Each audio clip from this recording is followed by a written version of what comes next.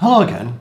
I've just started working with a couple of athletes that it's become apparent that a power meter would be quite useful for both their training and their events. And I started thinking, well, in general, are power meters worth it nowadays? The prices have come down. It's much easier to analyse the data and get something from it. So yeah, I think they probably are worth it nowadays.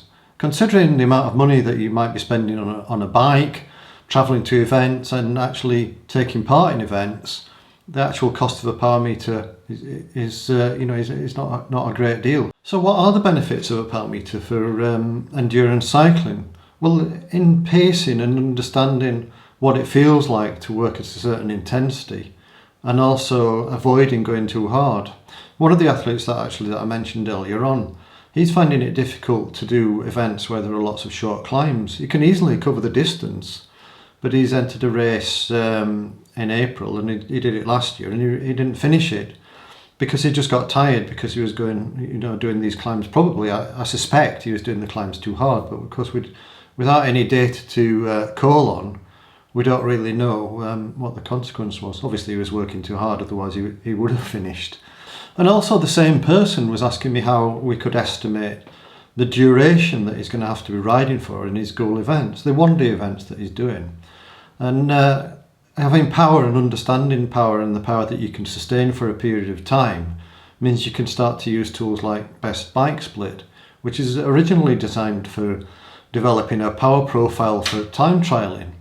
But it actually works pretty well for long events to give you an estimate of the duration that you're going to have to be riding for. And also it gives you an idea of the power profile that you can have to ride to, and then you can obviously train for that specifically. And if it's too easy, you can go a bit faster.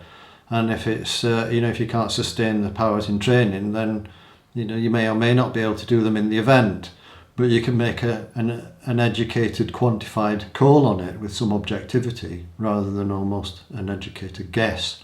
Just by using a power meter, you get a feel for your strengths and weakness. Like I mentioned, the person I just mentioned, he's noticed that he's not so good at doing short climbs and then recovering from them. It might be that you're not so good at riding. Or another person that I work with, she's not so good at riding on the flat because she lives in Cornwall in the UK, which has just got lots of short hills, and she's used to riding up and down short hills, opposite to the first person. And as a consequence, what we're working on is to be a sustained power. And with the weather not being so good at the moment in late December, it's a perfect thing to work on the indoor trainer to develop that skill and mindset to take it outdoors as the weather improves. And once you understand the pace that you can sustain, then you can control yourself to not go above it. It's like if you're riding on the flat, like I just mentioned, or if you're doing an event where you've got a lot of long climbs, you can just make sure that you don't set off on the climbs too quickly. Because if you set off too quickly and you blow up halfway up the climb, then you're in trouble. You've got to slow down a lot, or you might even have to stop and even walk in some circumstances. Even having said that, one of the big strengths of a power meter is to help you understand what you can and can't do and what it feels like to be closer to your limits so that you can make judgments. Because in a long event, heart rate is definitely not particularly reliable as you get warmer and the temperatures change and you get tired. But also power becomes less and less reliable unless you've done similar events and you know how your body responds. So using the power meter to understand what it feels like to ride at a certain fatigue level is particularly valuable, and perhaps is a good way to pace your event. For actual training, well, guiding intervals by power, it's quite a good thing to do. If you're doing intervals around about your FTP, around about your threshold, which a lot of them are, or any effort that's from, say, 3 minutes to 10 minutes or 12 minutes, it's very difficult to do these by heart rate because heart rate takes a bit of time to catch up with the effort. So you can end up going too hard or too easy. And if it's a longish effort, like say 3 minutes or 8 minutes, if you go off too fast, you're just going to suffer and you won't be able to sustain the power. So having a power meter and aiming for a certain power that you should be able to do for 8 efforts or 4 by 8 minutes or whatever is gives you a great guide. And also if you're not able to hit the target powers that you would normally hit, or it feels harder than it should do to do the certain session that you're doing, then you can make a call on whether it's better to push through and you struggle on with a mediocre type effort, or if it's better to just go home and wait for another day when you feel a bit better. And also your equipment. Actually, last night in our workshop we were talking to somebody in Norway, Joe Eric, and he was saying that it takes him about 20 minutes longer to ride to work in the winter because he's using spiked tyres and they've got a lot more drag. And as if he didn't have a power meter, you'd think he'd lost a lot of fitness, but actually he knows he's working just as hard as he normally is. It's just that his equipment's slowing him down a bit. Because you've got this output of knowing how hard you're working, you can use it to think about equipment. So we'd mentioned tyres, you can ride a circuit a few times on different days in different conditions with different equipment, and if you know the power's roughly the same, or actually combine that information with the best bike split tool to see what it predicts for a given power. If you change the equipment and you go faster than the prediction, then you've got better equipment. And one thing I think is particularly useful is you're able to test things like your gearing.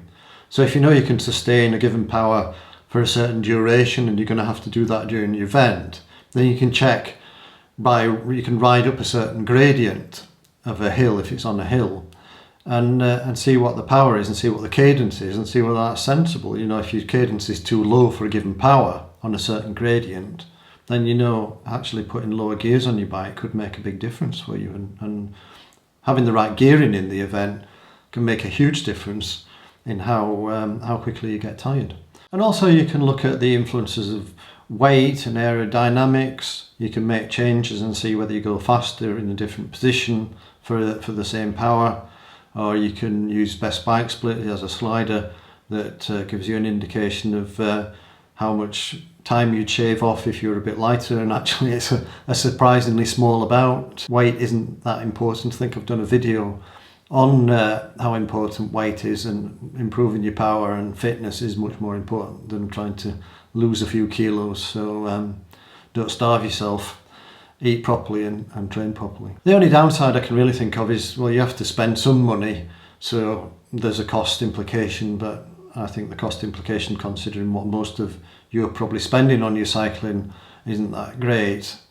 And you have to learn how to use the power data and make sense of it.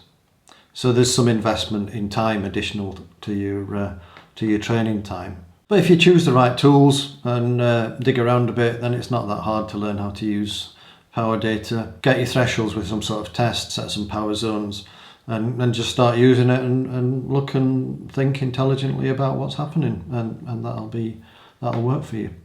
Anyway, let me know if I can help in any way. As usual, make some comments, and I'll see you next video. Bye.